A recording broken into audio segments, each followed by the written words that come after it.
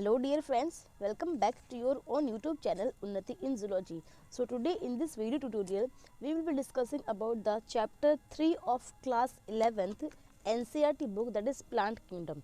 तो class 11th NCERT जो book है आपकी, उसमें चैप्टर थर्ड है, ये चैप्टर थर्ड है प्लांट किंगडम. ठीक है, इसके बारे में अपन डिस्कस करने वाले हैं, जो मोस्ट इम्पॉर्टेंट चैप्टर है नीट के लिए भी, और आपके जो कॉम्पिटिटिव एग्जाम्स होते हैं उनमें भी बहुत सारे क्वेश्चंस इस चैप्टर से बनते हैं. तो देखिए क्लास 11th का NCERT का चैप्टर 3 प्लांट किंगडम है. Let's start this chapter. First of all let's talk about the introduction of this chapter. It means जो प्लांट किंगडम है उसकी बात आई कहाँ से. ठीक है, तो हमें पता है सबसे पहले R.H. विटकर ने एक 5 किंगडम क्लासिफिकेशन दिया था. ठीक है, R.H. विटकर ने क्या दिया था, 5 किंगडम क्लासिफिकेशन दिया था इन द ईयर 1969. तो 1969 में R.H. विटकर ने क्लासिफिकेशन दिया था, that is the 5 kingdom classification. इस 5 किंगडम क्लासिफिकेशन में उन्होंने Monera, Protista, Fungi, Plantae and Animalia, ये 5 ग्रुप्स बांटे थे कि all of the living things of this world are included in this 5 categories. ठीक है, मोनेरा में इन्होंने इंक्लूड किया था ऑल द प्रोकैरियोट्स, जैसे कि बैक्टीरिया हो गए. ठीक है, and protista, the protista phylum includes all the unicellular eukaryotes. सारे के सारे यूकैरियोट्स जो थे, जो यूनिसेलुलर थे, वो इस प्रोटिस्टा फाइलम में रखा गया. इसके बाद फंगाई में ऑल सैप्रोफाइटिक आए, मल्टी सेलुलर जो कि यूकैरियोट्स थे. प्लांटी में आए सारे के सारे प्लांट्स, एंड एनिमलिया में ऑल द एनिमल्स. तो ये अपना जनरल इंट्रोडक्शन है इस चैप्टर का, कि इस चैप्टर का जो हिस्ट्री है वो शुरू कहाँ से होता है. ठीक है, तो देखिए सबसे पहले R.H. विटकर ने 1969 के अंदर 5 किंगडम क्लासिफिकेशन दिया, जिसमें उन्होंने मोनेरा, प्रोटिस्टा, फंगाई, प्लांटी और एनिमलिया के बारे में बताया. इसमें से अपना जो टॉपिक होना है वो है प्लांटी. हम इस प्लांटी के टॉपिक पर पूरा का पूरा डिस्कस करेंगे कि how it is done and Plantae के अंदर कौन कौन आते हैं और क्या उसमें होता है. ठीक है, तो प्लांटी जो होते हैं, इस प्लांटी जो कैटेगरी है या फिर आप बोल सकते हो किंगडम है, इसके अंदर ऑल द प्लांट्स को 2 कैटेगरीज में बांटा गया है, 2 कैटेगरीज में बांटा गया है. The number 1 is cryptogams and the other 1 is phanerogams. सभी के सभी पेड़ जो इस दुनिया में देखे हैं आपने, वो सारे के सारे पेड़ 2 कैटेगरीज में डिवाइड किए गए हैं. 1 is cryptogams and the other 1 is phanerogams. देखो ये PHANE है ना, PHANE फेनेरोगैम्स.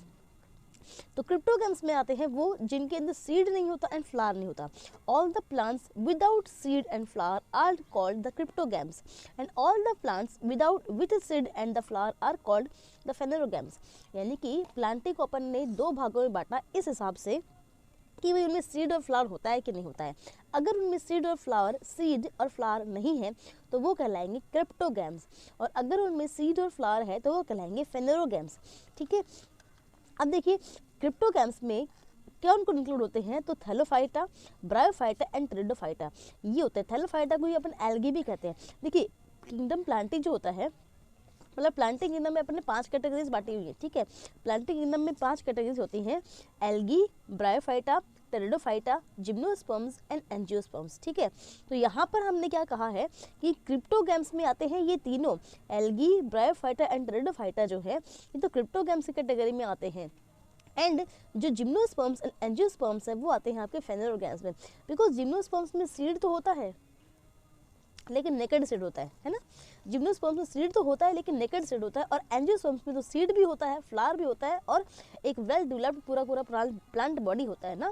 तो ये angiosperms are the most developed plants, and gymnosperms उनसे लेस प्रिमिटिव है, थोड़े से कम डेवलप्ड हैं, जिनके अंदर सीड होता है बट फ्लावर नहीं होता है.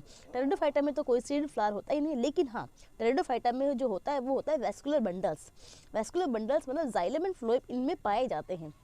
सेकेंडरी ग्रोथ में भी इनमें होती है, लेकिन थैलोफाइटा और ब्रायोफाइटा में तो ना वेस्कुलर बंडल्स होते हैं, ना फ्लावर होता है, ना फ्रूट होता है, कुछ भी नहीं होता है, एज अपन कह सकेंगे true plants.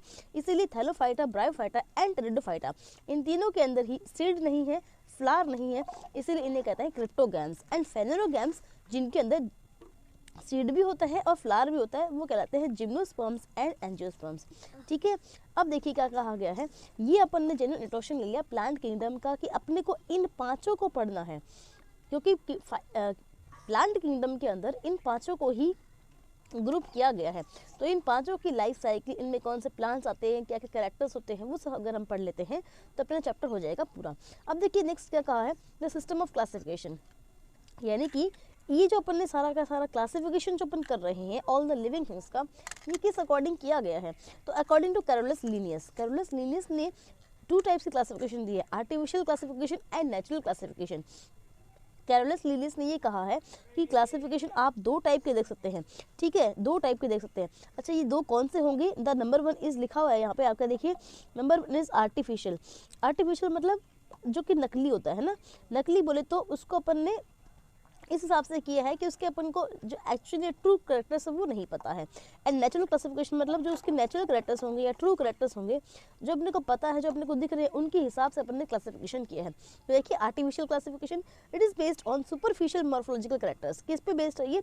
Superficial morphological characters पे बेस्ड है। It means on false characters, या फिर जो आपने अज्यूम किए हो या आपको दिखाई दे रहे हो बट एक्चुअल में नहीं है उस प्लांट के अंदर, उनके लिए that is called superficial morphological characters like habit of the plant, size of the plant, colour of the plant and shape of the plant. अब देखो हैबिट है, हैबिट प्लांट का चेंज हो सकता है, साइज भी उसकी बढ़ सकती है, घट सकती है।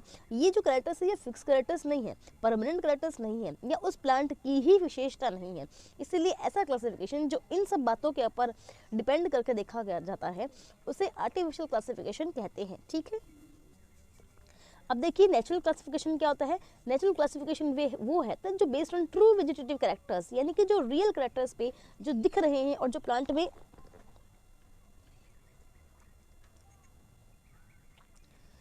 जो दिख रहे हैं और जो प्लांट के अंदर एक्चुअल में होते हैं, उन सभी ट्रू कैरेक्टर्स को डिपेंड करा के कराता है, that is called natural classification.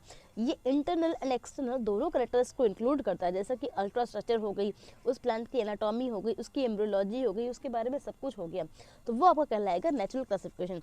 It means अपन ने क्या देखा कि कैरोलस लिनियस ने क्लासिफिकेशन को 2 टाइप्स में बांटा है according to the characters that are seen. The one is artificial classification and the second one is natural classification. Artificial classification includes the artificial characters or the superficial characters which may be present or which may not be present, which can vary themselves, ठीक है। But the natural classification is dependent on the true vegetative characters and the anatomy and the internal structure of the plant. That is, they are not changeable, they can't change themselves, they are always the same. Well, whenever you can see they are always the same, they don't change, that is called natural classification, ठीक है। तो natural classification और artificial classification 2 देखा गया है इस plant kingdom के बारे में। इसके बाद देखिए क्या कहा गया है, द फाइलोजेनेटिक क्लासिफिकेशन सिस्टम। ये तो अपन ने देखा एक टाइप का जिसमें अपन ने नेचुरल एंड आर्टिफिशियल देखा। अब अपन देखे हैं दूसरा टाइप ऑफ क्लासिफिकेशन जिसमें द फाइलोजेनेटिक क्लासिफिकेशन सिस्टम देखा जाता है, ठीक है। ये फाइलोजेनेटिक का मतलब होता है इवोल्यूशनरी, ठीक है, इसका मतलब होता है इवोल्यूशनरी कैरेक्टर्स पे बेस्ड, यानी कि वो क्लासिफिकेशन जो इवोल्यूशन के अकॉर्डिंग बेस्ड है, इवोल्यूशन की जो स्ट्रेटजीज है उनके अकॉर्डिंग देखा जाता है, उसे कहते हैं evolution. So the classification based on the evolutionary characters is called the phylogenetic classification, ठीक है। ये वो है जो आपको डिपेंड करेगा कि किस हिसाब से इवोल्यूशन हुआ है, वो बताता है आपको, सिंपल सी बात। अब चलो मूव ऑन करते हैं नेक्स्ट टॉपिक पर। चलिए फ्रेंड्स, तो आगे बात करते हैं about taxonomy. So what is taxonomy? Taxonomy is the branch of science in which we deal about the classification and the systematics, यानी कि जहाँ कहीं पर भी अपन लिविंग थिंग्स को आइडेंटिफाई करते हैं, फिर उनको अपन आइडेंटिफाई करने के बाद उनको नोमेनक्लेचर करते हैं, उनको नाम देते हैं, उनको क्लासीफाई करते हैं और उनको एक ग्रुप के अंदर रखते हैं, वो जो सारा सिस्टम है उसको टैक्सोनॉमी कहा जाता है। So it is the science of naming, describing and classifying the organisms, whether it is a plant or an animal, all the living things that has been discovered, जिनको डिस्कवर किया गया है, और फिर उनको नाम देना, उनको क्लास करना, उनको डिस्क्राइब करना उनके कैरेक्टर्स के अकॉर्डिंग, आर्टिफिशियली भी और नेचुरली भी, दोनों तरीक़ों से, तो वो ब्रांच कहलाती है टैक्सोनॉमी, ठीक है। What is taxonomy?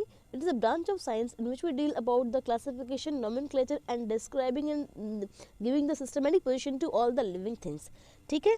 तो टैक्सोनॉमी आपको समझ में आ गया होगा, आई होप। सभी लिविंग थिंग्स को नामकरण करने की जो प्रक्रिया है, उनको नेम करके उनको क्लासीफाई करना, उनको किस ग्रुप में रखना है, किसके अकॉर्डिंग वो कैरेक्टर्स मैच कर रहे हैं, वो सारी बातों को डिस्क्राइब करना टैक्सोनॉमी कहलाता है। ये टैक्सोनॉमी के अपन ऊपर देखे थे कि नेचुरल तरीके भी से कभी कर सकते हैं और आर्टिफिशियल से भी कर सकते हैं। तो आर्टिफिशियल में अपन ने क्या देखा था कि सुपरफिशियल कैरेक्टर्स को अपन चूज करते हैं, एंड नेचुरली के अंदर अपन ट्रू वेजिटेटिव कैरेक्टर्स को चूज करते हैं, और फिर उस लिविंग थिंग को अपन क्या करते हैं, कैटेगराइज करते हैं, उसका कोई एक नाम फिक्स करते हैं, उसको एक ग्रुप के अंदर क्लासीफाई करते हैं। तो जो ये सारा सिस्टम है किसी भी एक लिविंग थिंग को ग्रुप में क्लासीफाई करने का, सिस्टम के अकॉर्डिंग नाम देने का, वो कहलाता है टैक्सोनॉमी। अब टैक्सोनॉमी के अलग अलग टाइप्स होते हैं, ठीक है। तो देखिए the branches and the types of taxonomy are the number 1 numerical taxonomy, cyto taxonomy and chemical taxonomy या फिर केमो टैक्सोनॉमी, ठीक है। देखिए न्यूमेरिकल टैक्सोनॉमी क्या होता है, taxonomy that is classified out using computers and is based on the observations and numerical data, यानी कि वो क्लासिफिकेशन जो अपन किसी भी लिविंग थिंग को जो ग्रुपिंग एंड नेमिंग है वो उसके किस अकॉर्डिंग कर रहे हैं, ऑब्जर्वेशंस के अकॉर्डिंग या फिर न्यूमेरिकल कैरेक्टर्स के अकॉर्डिंग कर रहे हैं ना। जितने भी अपन ने न्यूमेरिकल कैरेक्टर्स देखे कि उसमें 2 पैर हैं, 2 हाथ हैं, या 4 आंखें हैं, 4 नाक हैं, या 4 पैर हैं, इस हिसाब से जो अपन न्यूमेरिकल डेटा के अकॉर्डिंग जो क्लासिफिकेशन करते हैं वो आपका न्यूमेरिकल टैक्सोनॉमी के अंतर्गत आता है। इट्स वेरी सिंपल कि भाई न्यूमेरिकल्स ये रिलेटिव्स अपन ने जो किया है या फिर नंबर्स के अकॉर्डिंग अपन ने जो क्लासिफिकेशन किया है, जो अपन कंप्यूटराइज डेटा को रख सकते हैं, वो आपका कहलाएगा numerical taxonomy. Next is cytotaxonomy. Cyto word is comes from the cytological और द सेल, यानी कि जब हम क्लासिफिकेशन को किसी भी लिविंग ऑर्गेनिज्म के सेल के अकॉर्डिंग करते हैं, which type of cell is this, what is the cell organelles present in this, what are the functions of the cell organelles, what is the chemical constituent of the cytoplasm, how it is the nucleus, how about the chromosomes, and all things about the cell when are included under classification, then it is called the cytotaxonomy. Cytotaxonomy का मतलब क्या होता है, देखिए हम cytological characters को choose करते हैं, चाहे वो क्रोमोसोम के नंबर हो, क्रोमोसोम का स्ट्रक्चर हो, उनका बिहेवियर हो, इट मीन्स सेल के बारे में अपन को ध्यान रखना है, ठीक है। सो टैक्सोनॉमी के बारे में मैंने आपको क्या बताया कि ये ब्रांच है वो जो क्या करती है, क्लासिफिकेशन को एंड सिस्टमेटिक्स को डील करती है, ठीक है। उसके बाद न्यूमेरिकल टैक्सोनॉमी पर मैंने देखा कि it is based on the numerical data, numerical data या फिर कंप्यूटराइज्ड डेटा आएगा अपन के पास, उसके ऊपर डिपेंड करता है। साइटोटैक्सोनॉमी डिपेंड करती है साइटोलॉजिकल कैरेक्टर्स के ऊपर, ठीक है। नेक्स्ट इज कीमोटैक्सोनॉमी, ठीक है। देखिए कीमोटैक्सोनॉमी मतलब जो केमिकल कंस्टिट्यूशन पे बेस करता है, देखिए it uses the chemical constituents of the organism, है ना। उस लिविंग थिंग के अंदर जो सेल वॉल है वो किससे बनी है, सेल मेम्ब्रेन है वो किससे बनी है, सेल के अदर ऑर्गेनेल्स जो है वो किससे बनी है। तो केमिकल कंस्टिट्यूशन का मतलब होता है उनके अंदर जो भी केमिकल्स है उनकी स्टडी करके उस लिविंग थिंग को क्लासीफाई करना, यानी कि सेम केमिकल्स की चीज़ों को एक साथ रख देना, डिफरेंट केमिकल्स की अलग चीज़ों को एक साथ रख देना। तो classification based on the chemical structure is called chemical classification, ठीक है। ये हो गया अपना क्लासिफिकेशन के बारे में। अब देखिए अपने मुद्दे पे आते हैं, जो अपना चैप्टर था वो क्या था, प्लांट किंगडम, है ना। तो अब अपन आ जाते हैं फिर से उसी कैरेक्टर्स ऑफ प्लांट किंगडम्स पे, यानी कि हमने प्लांट किंगडम के अंदर, किंगडम प्लांटी के अंदर किस किस ऑर्गेनिज्म को रखा है, यहाँ से फिर से अपन उस मुद्दे पे आ जाते हैं जो अपना चैप्टर था किंगडम प्लांटी। और इस किंगडम प्लांटी में अपन ने इंक्लूड किस किस को किया है, that is the your thing, किस किस को इंक्लूड किया है वो अब हम पढ़ने वाले हैं। देखिए characters of the plant kingdom, plant kingdom में क्या क्या कैरेक्टर्स देखे गए हैं, है ना। किस चीज़ को आपने प्लांट किंगडम में रखा, आपने कोई एक नई चीज़ डिस्कवर करी, ठीक है। अब मान लीजिए जो आपने नई चीज़ डिस्कवर करी है उसको प्लांटी में रखोगे, एनिमलिया में रखोगे, प्रोटिस्टा में, मोनेरा में, जो 5 आपने फाइलम पढ़े हैं पीछे फर्स्ट ऑफ द पेज में, वो कौन से में रखोगे आप, तो वो अपन इन कैरेक्टर्स के आधार पर रखेंगे, ठीक है। रखने की प्रक्रिया इस टैक्सोनॉमी, जो आप सारा का सारा स्टडी कर रहे हो, डिटेल स्टडी कर रहे हो किसी भी लिविंग थिंग की, that is your taxonomy. And जिस हिसाब से कर रहे हो, चाहे आप आर्टिफिशियल कैरेक्टर्स को देख रहे हो, नेचुरल कैरेक्टर्स को देख रहे हो, वो आपके।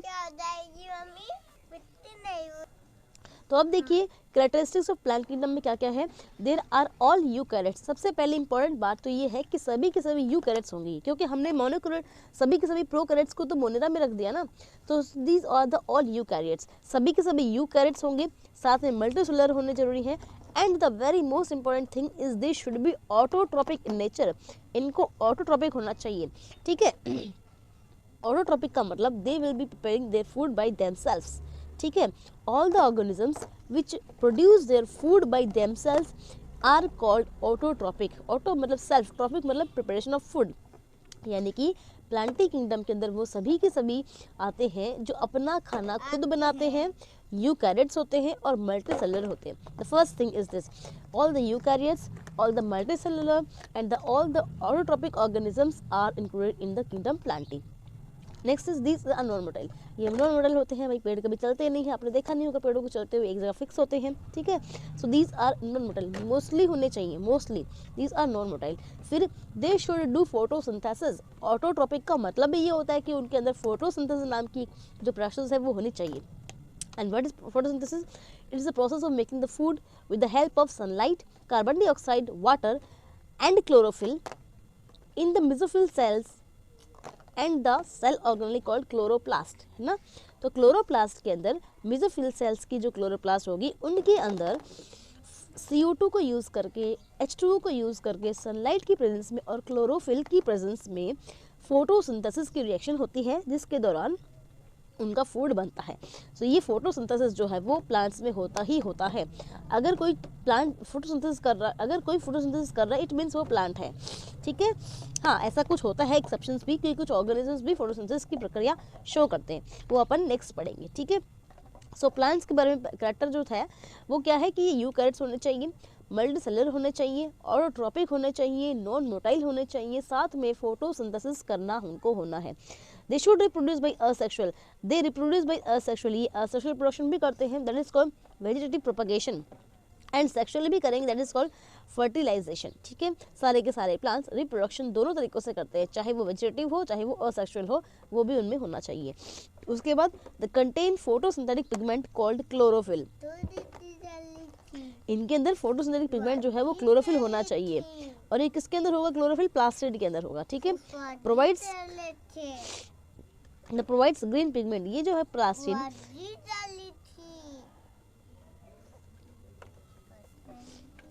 तो इनके अंदर जो ग्रीन पिगमेंट है क्लोरोफिल वो होना चाहिए. उसके बाद cell contains a rigid cell wall made up of cellulose.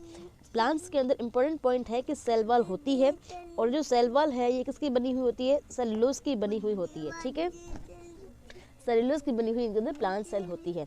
तो ये अपन ने देख लिया किंगडम प्लांटी के कैरेक्टरिस्टिक्स नॉर्मली. अब अपन जो आपके 5 किंगडम क्लासिफिकेशन के अंदर किंगडम प्लांटी के अंदर जो ग्रुप्स बांटे गए हैं, जैसे algae, bryophyta, pteridophyta, gymnosperms and angiosperms, जिनको हमने क्रिप्टोगैम्स और फेनोगैम्स में कहा है, अब उनको अपन डिस्क्राइब करेंगे अपने नेक्स्ट वीडियो में. ठीक है, तो आज के लिए इतना ही. अगले वीडियो में कंटिन्यू रखिएगा, बनाए रखिएगा. इस चैप्टर को मैं आपको पूरा पढ़ाने वाली हूँ. तो एल्गी वाला एल्गी जो है, ब्रायोफाइटा है, टेरिडोफाइटा है, जिम्नो एंड एंजियोस्पर्म्स, जो प्लांट किंगडम के फर्दर ग्रुप्स हैं, उनको अपन नेक्स्ट वीडियो में पढ़ेंगे. Thank you so much for watching this video. समझ में आया हो तो प्लीज़ हिट कर दे लाइक बटन को, शेयर कर दे अपने दोस्तों के साथ, क्योंकि ये बहुत इंपॉर्टेंट चैप्टर है. एनसीईआरटी का, नीट के लिए भी है, आपके कॉम्पिटिटिव एग्जाम्स के लिए भी है, और जो भी आप एनसीईआरटी को फॉलो कर रहे हैं, जिसमें एग्जाम में एनसीईआरटी बुक आती है, वहाँ से इंपॉर्टेंट क्वेश्चन जैसे बनते हैं, जो मैं आपको बताने वाली हूँ साथ साथ में. तो thank you so much for watching the video guys. Like share subscribe कर दीजिए और बने रहिए इसी यूट्यूब चैनल पर, ताकि अपन इस चैप्टर को पूरा कवर कर लें. Thank you so much.